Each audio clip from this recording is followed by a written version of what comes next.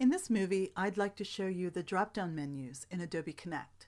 So if you're not seeing everything that I'm seeing, then you're not a host in the meeting. Remember, there are three different levels. There's host, presenter, and participant. A participant is going to have very few options, probably just speaker and microphone and status, but presenters have a little bit more, and then the host has full access. So I'm in my own room here as a host. Under the meeting drop-down menu, I can get to manage meeting information, which will automatically open up my dashboard. And it shows me all the information for this particular room, including recordings, if I want to do reports, if I want to analyze poll data, that sort of thing. So that's how you can get to your dashboard. Right up here under meeting, go to manage meeting information. Under manage access and entry, this is where you can control how people are able to enter the room. If you're running late and you just want to put them on hold, you can go here and choose place participants on hold. It gives you the option of putting a message in, and when people try to access the room, that message will appear until you're ready to let them in.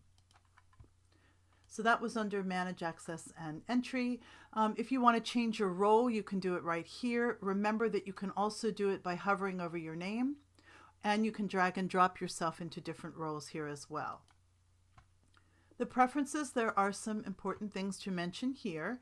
You can turn your host cursor on and off here under the general settings. You can also add a background.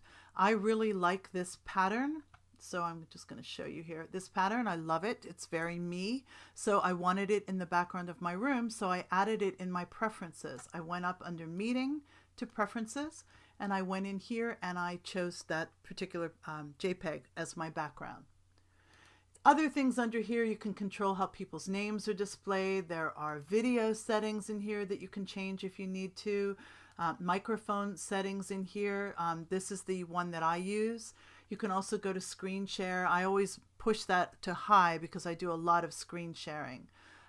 Things you can do with the attendee pod, how you want that to be handled. Lots of different options here under the preferences that you can mess with.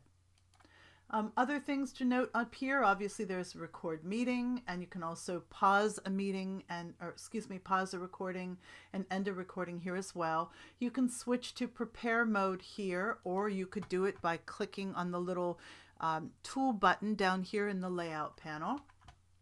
Other things, you can play with layouts. If you want to get rid of layouts or rename them, you would go to manage layouts. It will give you a listing here, and you can choose to either rename them or delete them, move them up and down on the list if you want to. Here are your different types of pods. So each one of these has options. So these are all the polls I have created. I can go to get a new one, or I can bring up an existing one if I want to.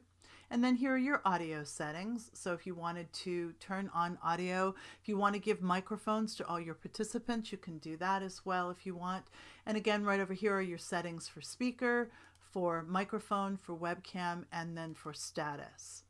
So those are the drop-down menus and the little icons next to it in Adobe Connect.